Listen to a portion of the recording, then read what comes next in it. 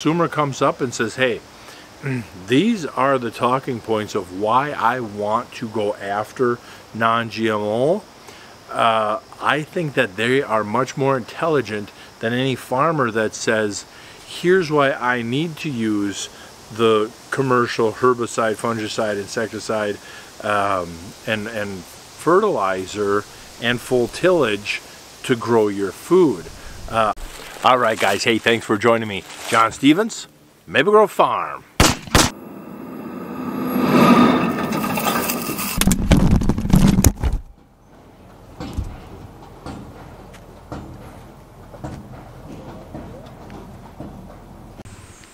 All right, so let's start off. Next update to the shop is forms are going in.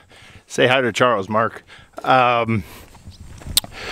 It's looking pretty good. We got close on the grade, and just get these forms up and then kind of fine tune the grade as we go along.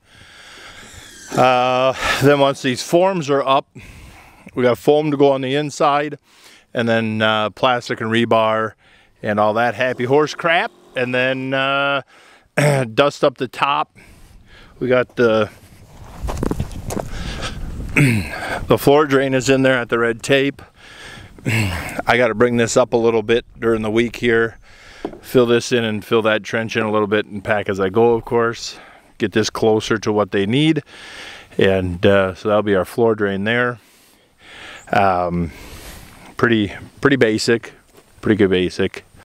All right, whoop, Karen's coming home, so we got to go to a family picnic here.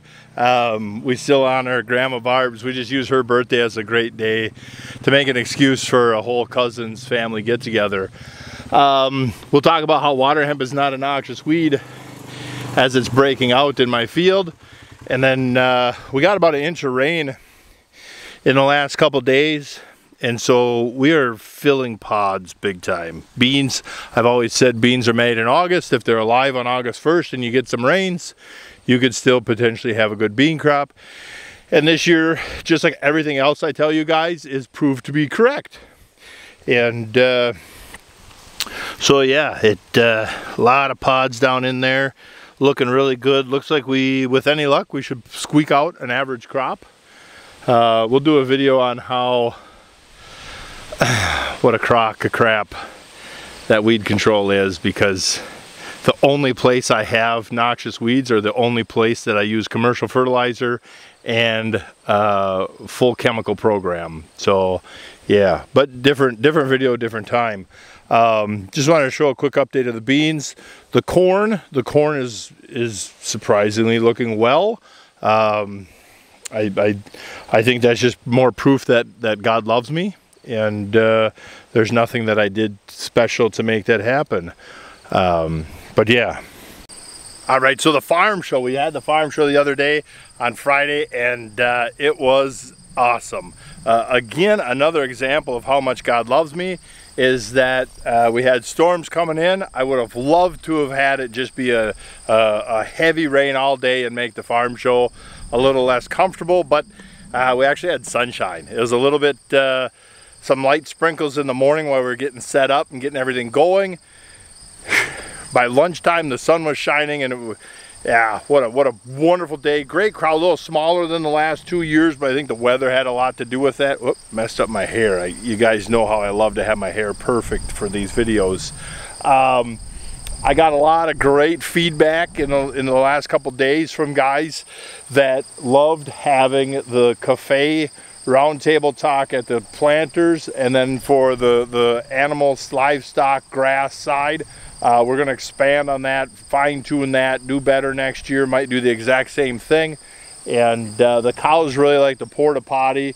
The cows came, I put some corn up on top of the hill, thinking they'd just be up there all day, because normally they go to the north end, except at lunchtime they came down to check us out during lunchtime, and it was kind of funny. Even during the end of the cafe talks and the rain simulator, they were kind of bawling around the tent. They're not spoiled at all. Yep, she's guilty. But it was pretty, there were a couple good photo opportunities of the cows waiting in line for the outhouse. One thing super surprising was because of the drought, how hard the soil was. I thought the rainfall simulator would run very differently than it did, but it ran very normal, which is very surprising. Even that drought-prone soil still had its normal characteristics to what it was, and that one really blew me away. Yep, everything went really well. Thank you very much to the folks that showed up, and we'll do it again next year. And so any suggestions on what you'd like to see and learn, and what you'd like to do for next year, leave them down below. Well, her garden harvest has started. So she's got the broccoli, tomatoes, beans, peas, cucumbers, and peppers.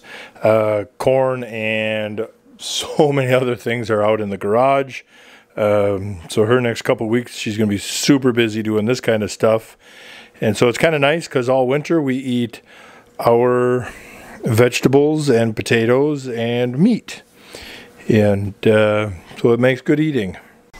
All right, so we got to do a promotional sale for the hamburger on Juggernaut, and it went great. We sold, we sold most of the meat, but the really cool part is we got 10 customers that have never had fresh off the farm meat before, and so now they're living in the world like the Matrix, like all of a sudden as they're eating the hamburger, nom, nom, nom, this is the best thing ever. The walls of their houses started to turn into zeros and ones, and they're just like, how have I been alive all this time eating grocery store meat, buying meat from Walmart? Could you get any more disgusting? I don't know. And so now they're coming to us like, hey, when do you get more and more? And so we got 15 new customers. The promotion worked great. 10 of them have never had. So that is just so awesome. Maybe someday I could be an So one thing we need to do because of demand of the consumer and on our natural progression as we move down soil health is we want to move more towards just the non-GMO route. And I made a video. Embarrassingly enough, if I run for political office, I should delete that video now before somebody brings it up and like, hey, this guy supported GMO back then. Excuse me, in 2018 I made a video. I was just regurgitating the same old bull crap from our sales agronomist, heavy on sales. Just that stereotypical of here's why GMO is better than non-GMO. Here's why I have to use fertilizers, fungicide, pesticide, herbicide on my farm. Looking back, I'm like, God, how did I ever try and talk like this to people? But we live, we learn, we get better, we move on, and that's the whole point of progression. And so after getting to spend a bunch of time with soil scientists and touring hundreds of farms to see how this is working for other people, I can confidently say, without a doubt, and I've said it since then, is that the non-GMO is way more sustainable. You just have to get away from that conventional train of thought that purchased inputs are going to grow your crop. We have to understand how commercial fertilizers really help feed our weeds better than our plants.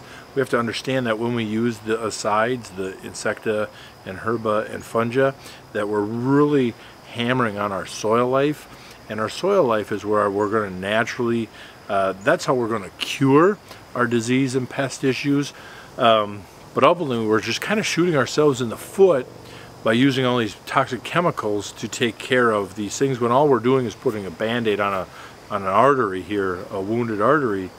Where with the non-GMOs and with soil health, you look at the world of organics. We had an organic farm up at the field day, and I asked them, hey, point blank, have you noticed a reduction in pesticides and diseases after being organic? And they're like, yes we have. We still have weeds to figure out, and we have our own challenges, but diseases and insects is not one of them anymore. And so they're just trying to figure out how to do the crop diversity without the herbicides and reducing tillage at the same time. So that's a whole different challenge. But and I've spoken to many other farmers that say the same thing, that yes, and the soil scientists can say why this happens, why this works this way. And so to keep this short and sweet, not to hammer on myself too much from previous videos, we're going to wrap it up fairly close here. But another thing is the consumer. There is no other industry that just hammers the consumers the way the farmers do. Just calls them names all the time and this and that, and I find that rather interesting, to say the least. But if a consumer comes up and says, hey, these are the talking points of why I want to go after non-GMO, I think that they are much more intelligent than any farmer that says, here's why I need to use the commercial herbicide, fungicide, insecticide, and fertilizer and full tillage to grow your food. I think them kind of farmers are more disconnected from the land than the consumers that can explain why they want non-GMO. And so yeah, but just kind of keeping this short and sweet. That's all I need to say.